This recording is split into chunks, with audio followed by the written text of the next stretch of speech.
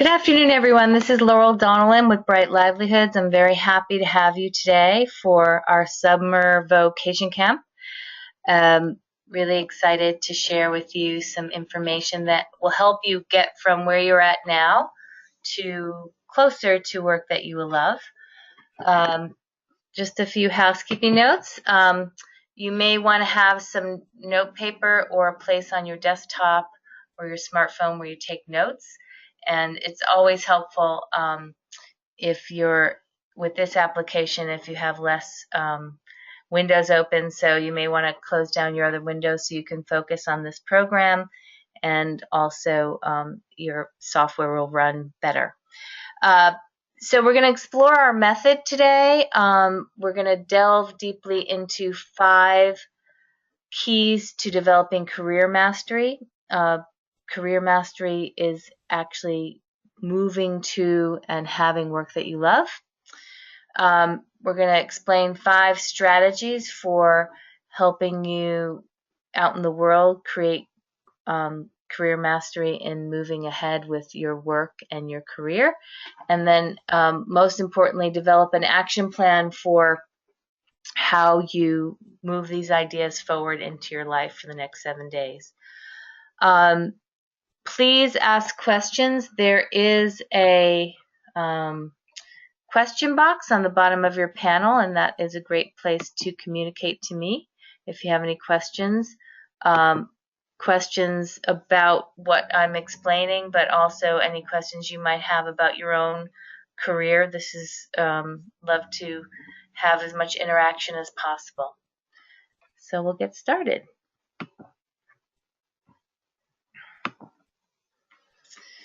Just want to start with our purpose as an organization is to help you and anyone we work with move from just a job to meaningful work that leverages your passions and purpose and helps you really get on track to a career that you will love. I think that's possible for everyone. So we transform dreamers into doers, but dreaming is an important aspect that I'll talk about later.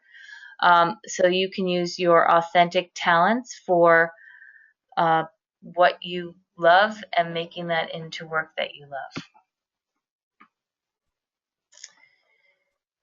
So we're going to start with a visualization. If you can just get quiet and focus in on your breath, and we're going to focus on a visualization around purpose. We use visualizations in our programs to help people ignite their imagination, but also reduce what we call career anxiety. So we're going to help you focus in on what you need to do today to let go and to be more engaged with your imagination. So close your eyes and focus in on your breath. Try not to change your breath, but just focus on getting a natural rhythm. So breathing in the idea of purpose and breathing out everything else. Breathing in purpose and breathing out everything else. Keeping in mind that you want to breathe in and relax and not try to force anything too much in this visualization. So if you can, imagine breathing in the idea of purpose and landing that idea of purpose in your heart and allowing that idea of purpose to take on a color, perhaps, if it's not too difficult, take on a color. And then moving that idea of purpose and that color through your body. So from your heart into your solar plexus, into your abdomen, your hips, your thighs and hamstrings, your knees, your calves and shins, and then down through your feet and into the earth, grounding that energy, and then bringing that energy up through the earth into your feet, calves and shins, knees, thighs, hips, abdomen, solar plexus, moving that idea of purpose into your heart, back through your shoulders and arms, and then up through your head. Letting go of everything that happened to get you here and everything that's going to happen later, and then bringing that idea of purpose back into your heart. And you might, if you can, identify an intention for today's webinar.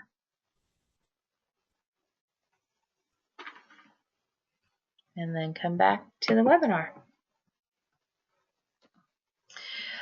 So our method is the foundation of all the work that we do. We wanted to share today the 12 practices and principles that are the foundation of creating a bright livelihood and living your genius. The first part of the process is about being connected, and it deals with being in the past. So courage is understanding where you've been courageous in the past, and then identifying the ways that you can be more imaginative and being a visionary. Faith is connecting to soul in whatever way that's meaningful to you. For some people that's yoga, for other people it's church, and for other people it's playing with their animals. So connecting to soul is a very personal thing. Awareness is around understanding your past in great detail. So understanding your family's history around work, your career history, your educational history, what those things are that you want to learn and from your past, what you want to bring forward, what you want to let go of. And the truth is challenging limiting beliefs. So we all hold ideas about ourselves and the world that might be getting in the way of us creating a vision for future work that we love, or actually taking the steps we need to actualize the vision. So those things that may be in the way mentally is about challenging limiting beliefs. So that's phase one, being connected, understanding your past. Phase two is really about being yourself, and it's about being present. So what's going on with you presently? First of all, balance has to do with paying attention to your health. So are you taking care of yourself physically, emotionally, intellectually, spiritually? And if you're not, how can you balance yourself more to have energy to do that? It's hard to create a vision, and it's hard to manifest a vision or future work that you love if you're not taking care of yourself. So that's the first foundational idea in being yourself. The second is honoring all relationships. It's hard to love what you do at work if you don't enjoy your boss or your coworkers or your clients. So learning what type of tribe you need to hang out with and where you're going to flourish is important. It's also really important to understand what's going on in your personal life. Is work taking over, and are you not addressing your personal relationships? So honoring all relationships is about having better relationships on and off the job so you can have emotional stability and a great foundation for work that you love. Abundance is really important. Developing prosperous habits. Those habits have to do with the habits physically around managing your money, maybe building your revenue if you're an entrepreneur, or building your salary if you're working on a job. It's also those habits you have mentally around abundance.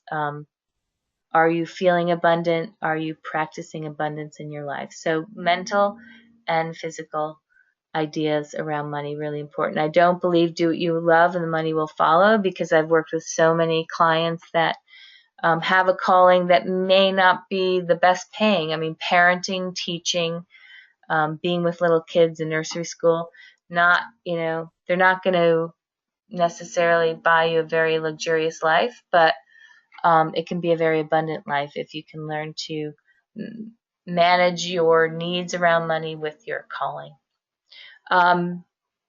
Authenticity is really the core of what we do at Bright Lively. It's helping you identify those passions that drive you.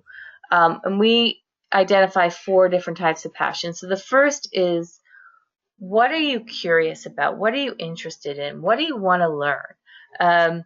If you're not, for example, learning about your discipline or your job, it's probably not the right job for you. Long-term sustainability around calling or job or career has a lot to do about what you're interested in learning. So learning and what you want to read about, what you want to go to classes are. If you're interested in your discipline and you're interested in the new innovations in your discipline, you're probably in the right area. So curiosities, interest is number one. Number two is talents, and talents are different than skills. So you may be able to do a lot of things well, but you may not be able to enjoy them or get energy back from them. Talents are those things that you wouldn't delegate, that you love to do so much you don't want anyone else doing them. So understanding the difference between talents and skills is really critical. Your style is those things that you express at work beyond skills. So it might be a sense of fashion, a sense of spirituality, a sense of humor. What is your style? What do you need to express at work? And the last is environment. What do you need to be at work already before you get there? Do you need natural light? Do you need quiet? Do you need noise? Do you need a place where you can bring your dog? Do you need a flexible work schedule?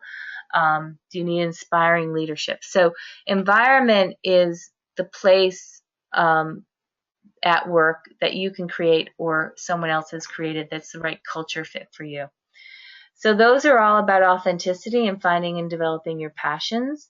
And that is phase two, being yourself and finding an authentic place for yourself in the world of work. Phase three is where you take all this knowledge that you've developed in the first the first 8 principles and practices and put together a plan, not unlike a business plan for you and your work for your next career chapter. So first you need to explore all the possibilities, really get creative. We're living in a challenging time around career, but there's also lots of opportunities. So you can work online, you can work freelance, you can start your own business, you can look for a job, you can look for multiple part-time jobs. There's lots of options, and I think one of the things that we do for our adults more than anything is expand the possibilities. So you can expand those possibilities for yourself. Lots of resources online, and we have resources as well at Bright Livelihoods if you want to check us out. Under the consulting tab, go to resources. Integrity is about claiming a purpose, and claiming a purpose is why are you working. I'm going to talk a little bit more about that in a few minutes, but it's a really good question to ask yourself. Are you working for the paycheck? Are you working for creative expression? Are you working for both? Understanding the why, really critical to creating work that you love. Vision, seeing soul work is about your future and really imagining and then going after your future.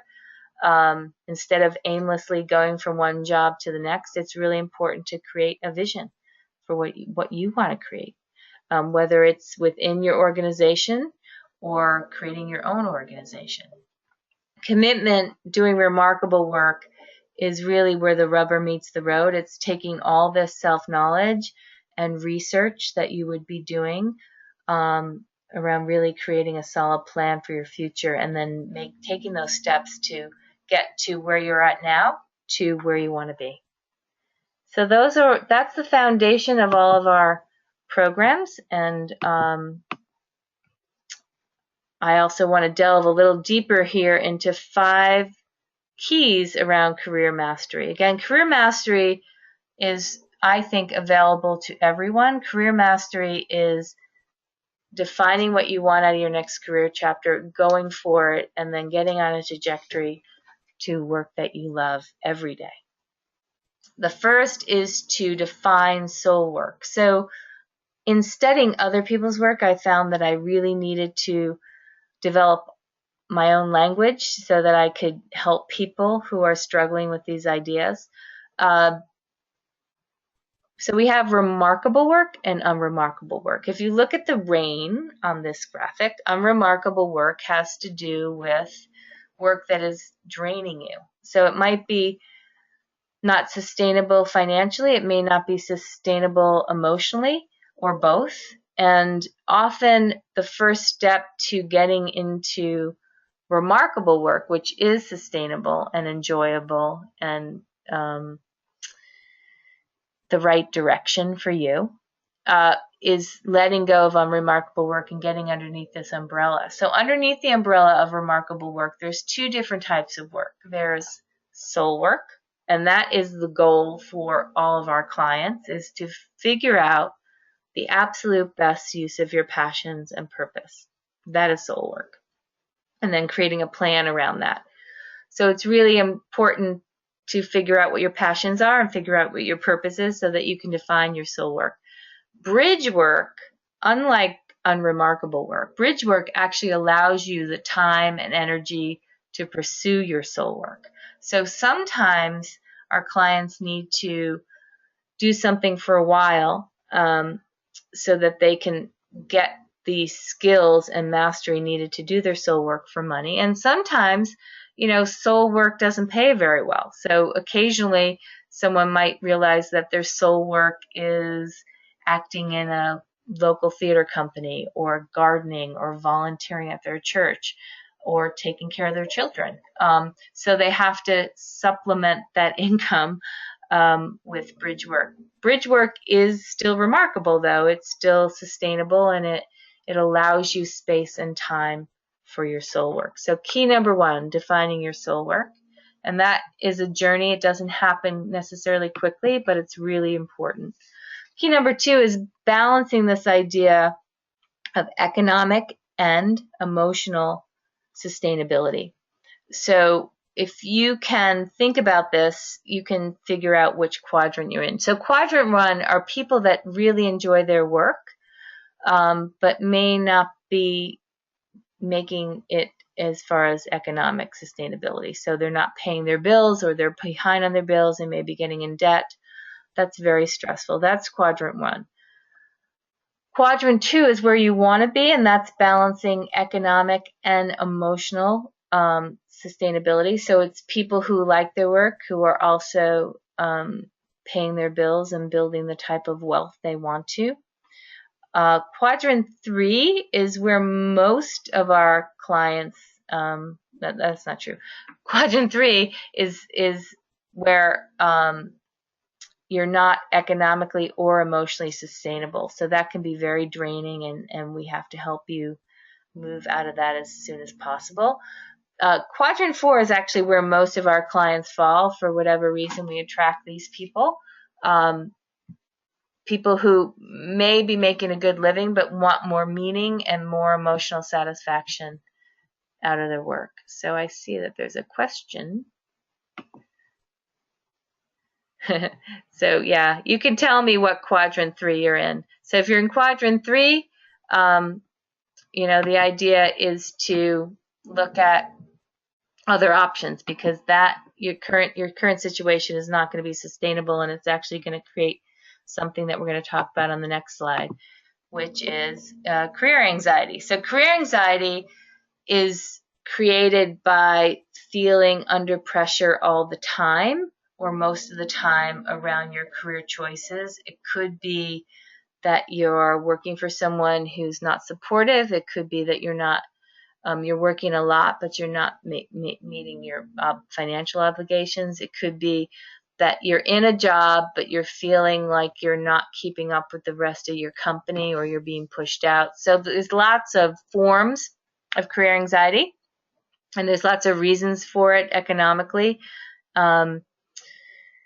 So if you're feeling that, if you're feeling anxious about your future and your present, you want to really take care of some basic things. First of all, talk to someone. It's not good to be alone. So talk to your spouse or your friends or a therapist or a coach so you're not feeling alone. It might be someone at work, like an HR person, that can help you out. Manage your energy at work, really important. One or two things tend to happen sometimes if you're under pressure. Some people kind of check out and underperform, and that creates more anxiety because you're not feeling secure. Other people tend to dial up the work and don't have any juice or energy for what you need to do to change. So manage your energy. You want to perform, but you don't want to overperform. Do things that raise your confidence. That might be, doing something athletic, or doing something for your family, or doing something for yourself. Anything that raises your confidence. Spend some time dreaming about how things can be different. It's really important, and adults tend to not allow themselves to do that. So do that. And then just take care of basic health things. Make sure you're getting enough sleep, enough water. I'm going to take a drink right now.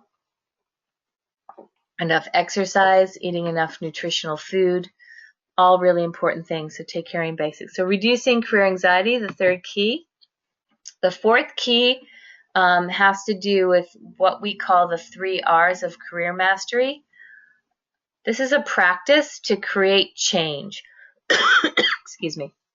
So number 1 is reflecting, getting centered, whatever that means for you. For some people, that means resting more. For other people, that means meditating. For other people, it means around being around positive people. So get centered and get peaceful and calm, because you're going to make better decisions from that place. Research. Lots of people just get in the rut of what their industry is doing, what their company is doing. There's lots and lots of choices. There's always a need for good people. So, do what you need to do to network, or get online, or talk to people. You should be talking to people that can help you or hire you. So, expanding your choices is really important. Resolve is taking action before you are ready. So you might be sitting there in a job that you're not enjoying, and you're not taking action either. You might be just completely,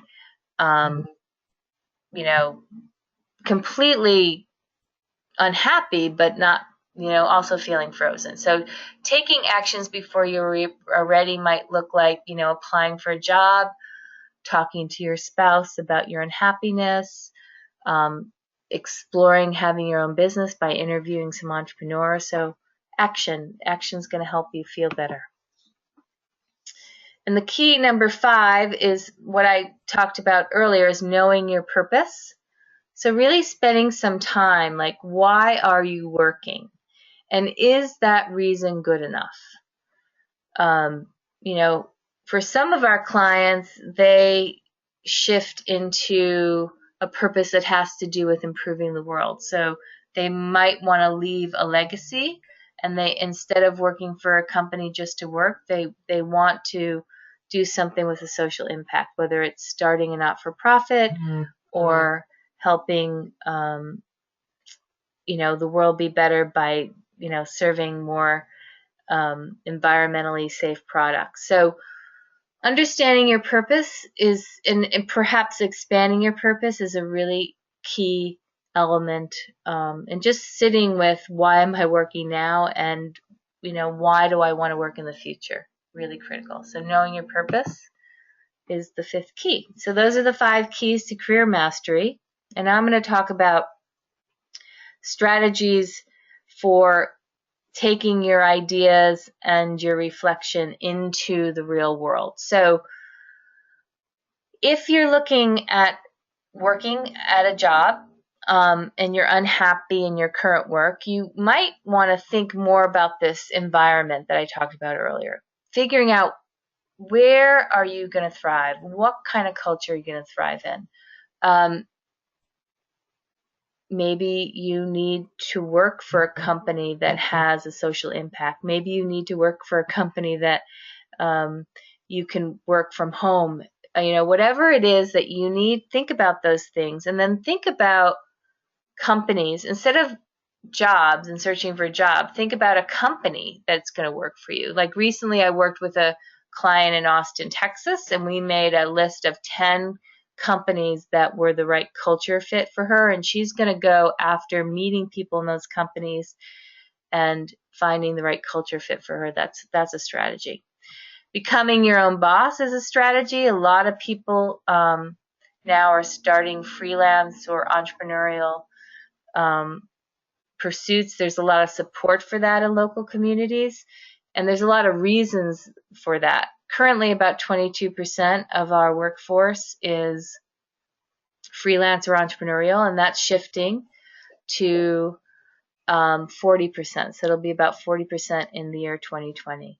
So that is a really good strategy if you're that type of person who've always wondered about what it would be like to be your own boss.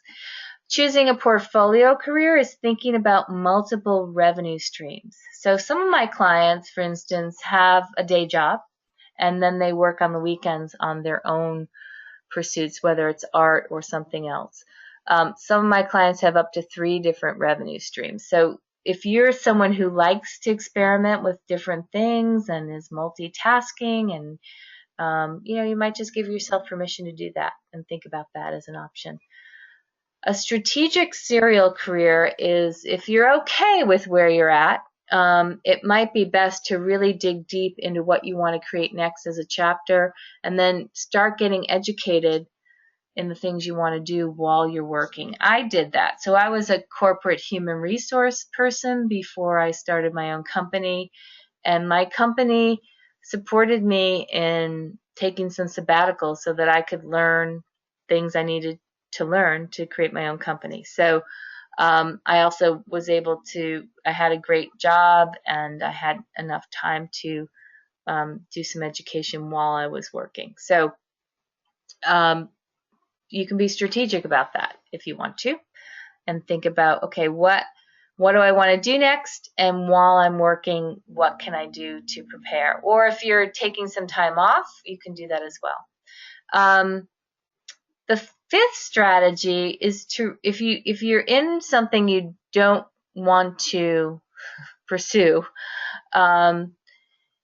you might take some time off. You might take a sabbatical, or you might just take a week where you really just take time off from worrying, take time off from working, and really do more of a vision quest that is internal work and prayerful work around what you should do next, and be more organic and slow about it. So those are 5 strategies. And now we'll move into your plan, right? So we went over 5 keys. So for the next 7 days, the best way to approach this is to think about, if you were going to just choose one of these 5 keys, which one would be the most important for you? So instead of taking on all 5, think about what would be the most important key for you. So is it defining soul work, getting really clear about what you would really love to do? Is it thinking about this emotional and economic sustainability and moving towards remarkable work? Is it reducing career anxiety so that you can be clearer and make better decisions? Is it practicing the 3 R's so you can make some traction and movement? Or is it about knowing your purpose? So think about which one you want to focus on, and then choose one for the next 7 days. And then think about strategy. If, again, choose one of these to explore. You can explore eventually all 5, but think about, just for the next 7 days, which of these strategies is the right one for you, and exploring that.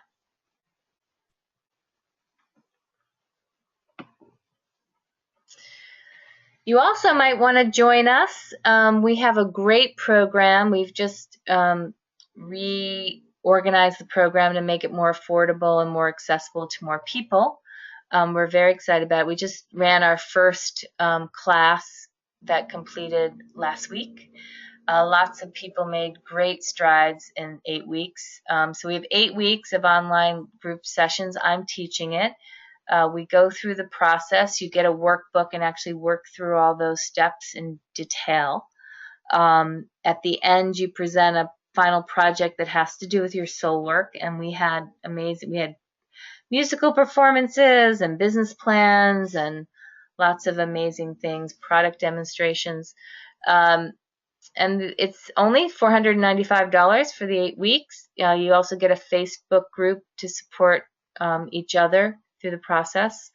You can go to brightlivelihoods.com and sign up. We'd love to have you. Love to have you. that is my presentation today. I will be following up with an email so that if you want to sign up for our program or sign up for a consultation with me, that would be great. But I'm also open right now to take any questions. If you have any, I'd love to hear from you on anything I presented or anything else you would like to talk about related to your career. So, any questions? And I noticed a couple of you got here late, so I'm going to be posting the whole webinar so you'll be able to catch up on the parts that you didn't get to. And if you don't have any questions, I'll just let you get back to what you're doing. But I so appreciate the time, and I hope to, oh, here we go. Here's a question.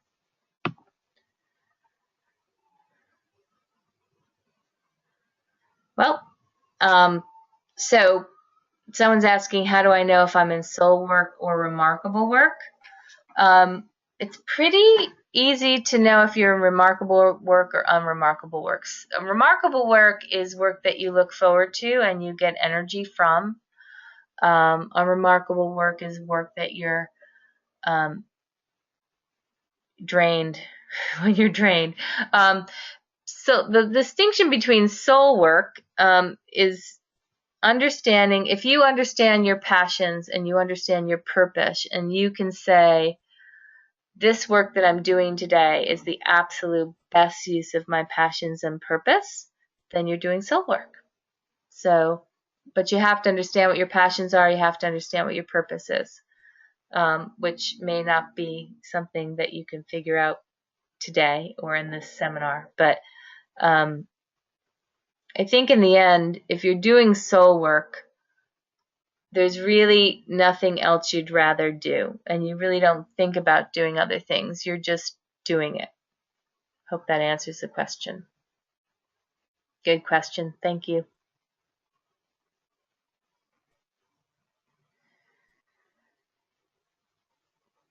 I think that's it. If there's anything else, I'm here. You're welcome. If there's anything else, I am here anytime. We have lots of resources on our website, brightlivelihoods.com. You can also just call me directly. My contact is here, and or email me at info@brightlivelihoods.com, and we'll get you the information you need. Thank you for spending some time with me, and enjoy your day. Bye-bye.